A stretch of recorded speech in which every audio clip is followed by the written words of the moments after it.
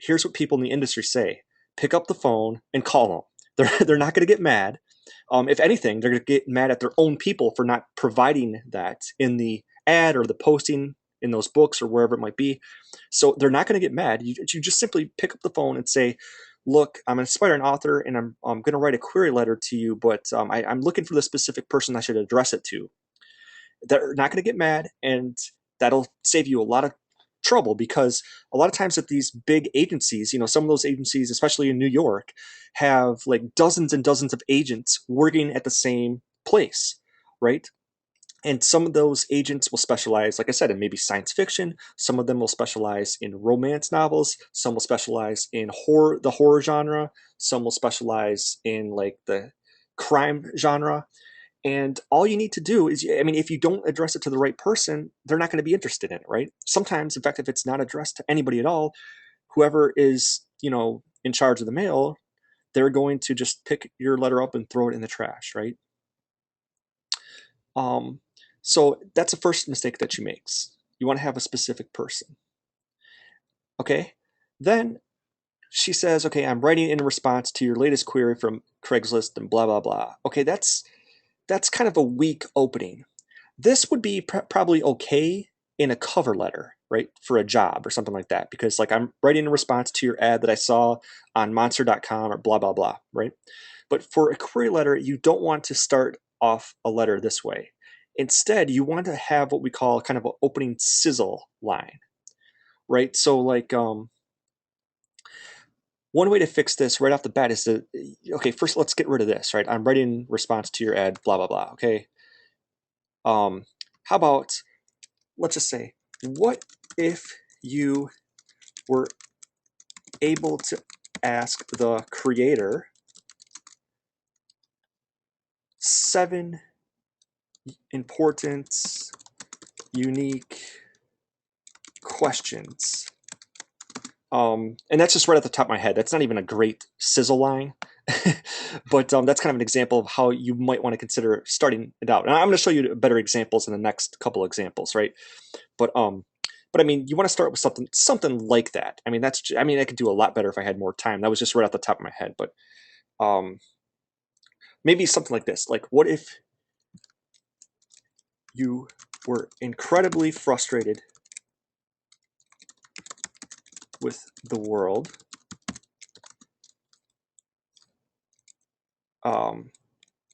constantly pondered um, why things are so crazy, yet we're able to ask the creator 7 important, unique questions, right? And then you would say something like this. Well, guess what? My recent book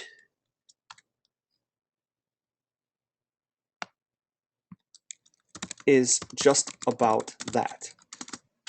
And wow, that's pretty good right off the top of my head.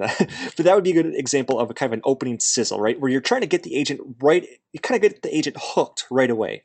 It's kind of like similar to like when you guys were studying the finance class with David, or actually maybe you guys had Mike at that point. But you know how they talk about the elevator pitch, right? That's kind of what this opening line is, because you want to get the agent's attention right away. You want to ask them a question, something to have them say, that sounds interesting, right? And then she goes on to say, okay, upon I realizing that, like many, and full of important questions asked, she did a series of books. Okay, so this next paragraph is pretty good. One good thing, too, that she mentions is the fact that she has a series of books, which means that not only does she have one, but if this is good, then it could lead to a series, more than one book, right? But this next line is a little bit, for lack of a better word, a little bit corny, right? Readers will laugh hysterically and then sit in quiet contemplation as they ponder such critical inquiries. Well, that sounds a little bit lame, for lack of a better adjective, because the agent's going to be thinking, look, that sounds so stupid, and look, I'll be the judge if people are going to laugh and sit in quiet contemplation, right? So you want to avoid language like that. Then she says, okay, it's a delightfully funny book that strives to, okay, so that's pretty good. It's good too that she mentions that her book It's already available. It just needs an ISBN. We'll talk more about what that is next week. But long story short, and you need an ISBN number to get into libraries. You need also, even at these days, basically you need an ISBN to get into stores actually as well. And you also need a barcode. That's stuff that's already in the book that you guys will be reading about starting next week, though, that you'll be learning more about. And then she ends it pretty well. She says, like, I'm a college professor, yoga teacher, music producer, attorney, blah, blah, blah. She talks about her websites, and then she ends it nicely. She includes her contact information, and of course she includes that up at the top as well, right? So that's how that letter could have been made better. Okay. Now, so I'm going to close this. I'm not going to save it because I want to show this again next month. So I'm not going to save that. But let me kind of show you an example of a better letter. Still not perfect, but it was better than Suzanne's. Okay. And same thing here. Let me blow this up a little bit. And I should mention too, I didn't mention this before, but you want to follow this format here where you have your name at the top. Technically speaking, I guess it could be over here to the left, but in general, for query letters, you want to have your contact information at the top, middle, and in bold, actually.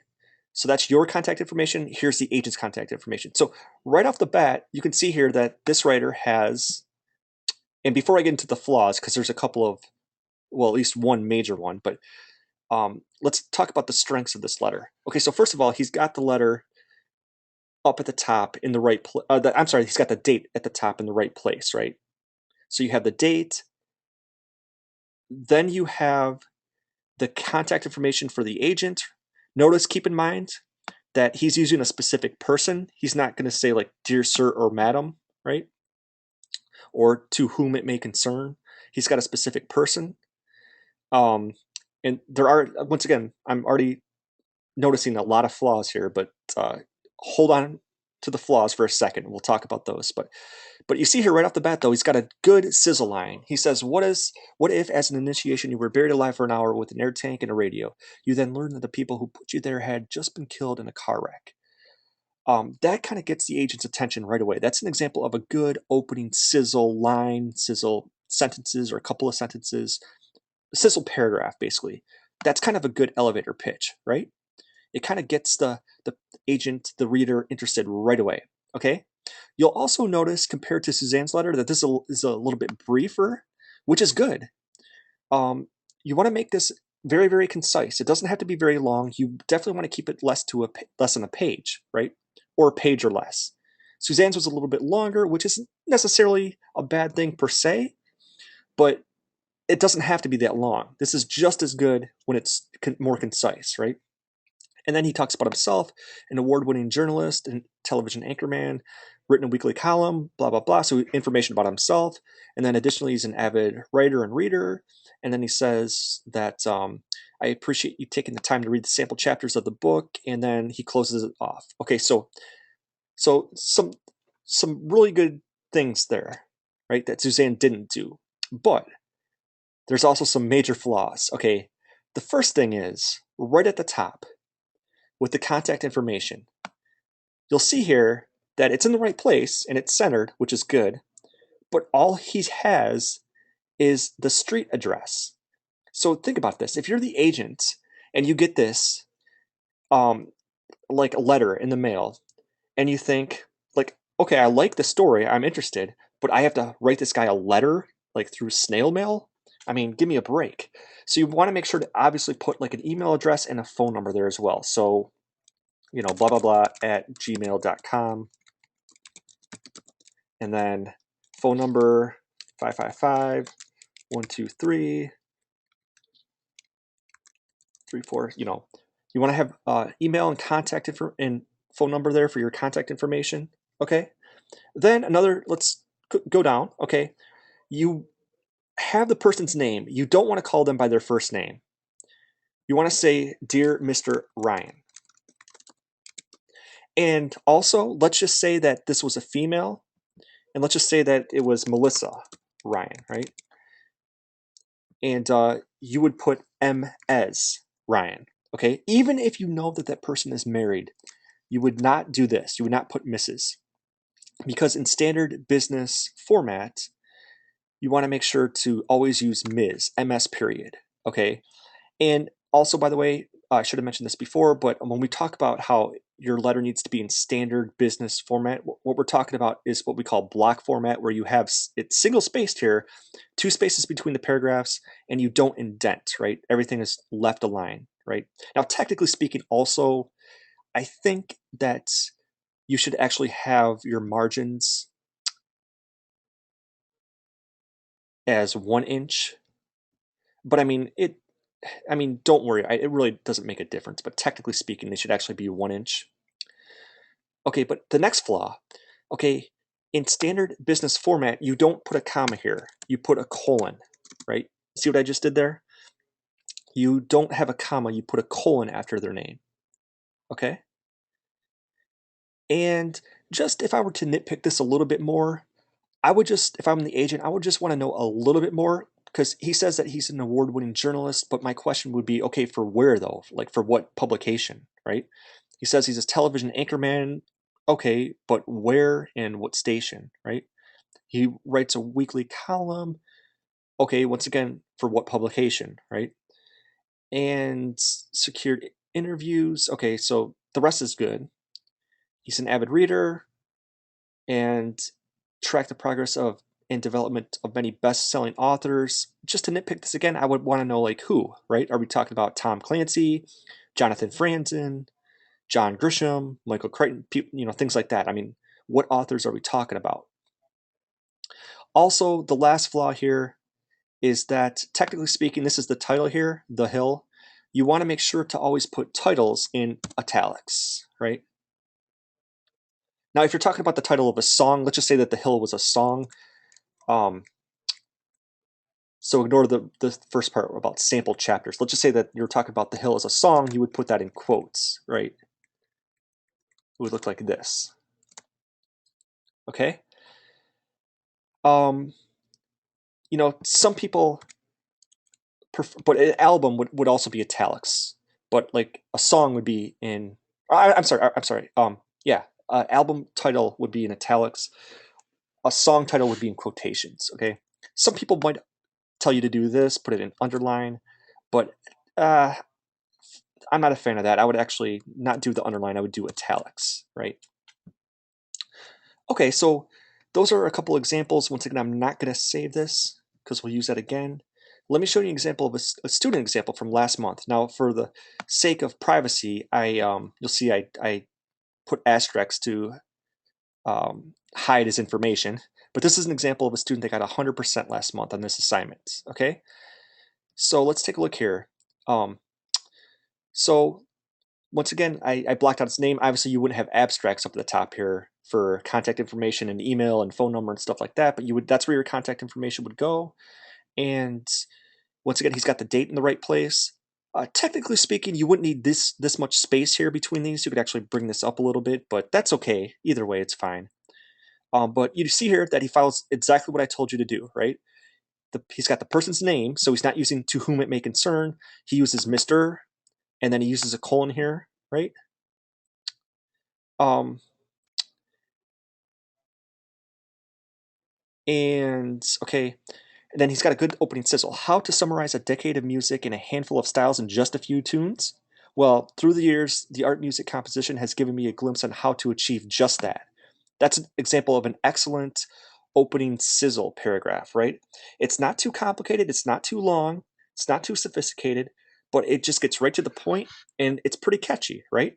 And if I was the agent reading this, I would say, "Wow, okay, tell me more." And then he goes on to tell you a little bit about himself and about his credibility, like his compositions have been featured at national and international festivals. Um, he talks about his live experience, things like that. Uh, More stuff about himself. He's fully bilingual in Spanish and English, and so you get the idea. Now, in his case, I can't remember exactly what his project ended up being. In fact, it may have changed slightly between projects 1 and 3. But anyways, though, At this point, he didn't really specify an album. In fact, that was one of the suggestions I think I gave him. But he does have a YouTube channel, right, that he actually lists somewhere in there. And that's where he tells the agent to go. He's like, look at my stuff and then see if you want to represent any of it, right?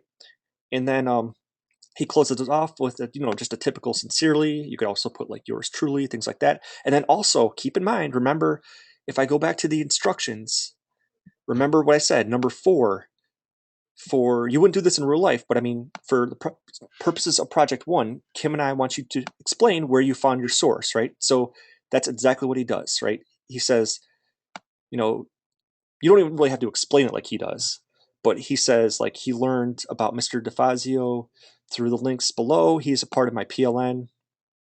So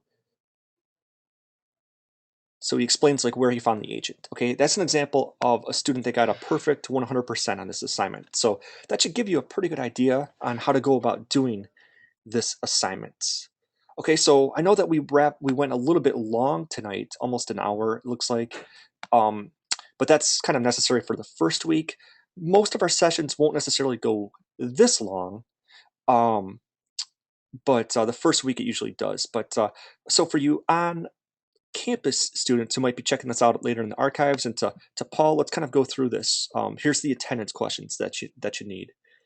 And of course, before I go on, Paul, if you have any questions about anything, just go ahead and let me know in the chat box, and I'll be sure to address them. But I think this first project is pretty straightforward, and you can always tell the students who attended these go-to sessions because they use the right format, and then the ones who don't. So let's look at the attendance questions. And actually, before I even start these, let me just clarify this because this question comes up from time to time. This is only for the on-campus students.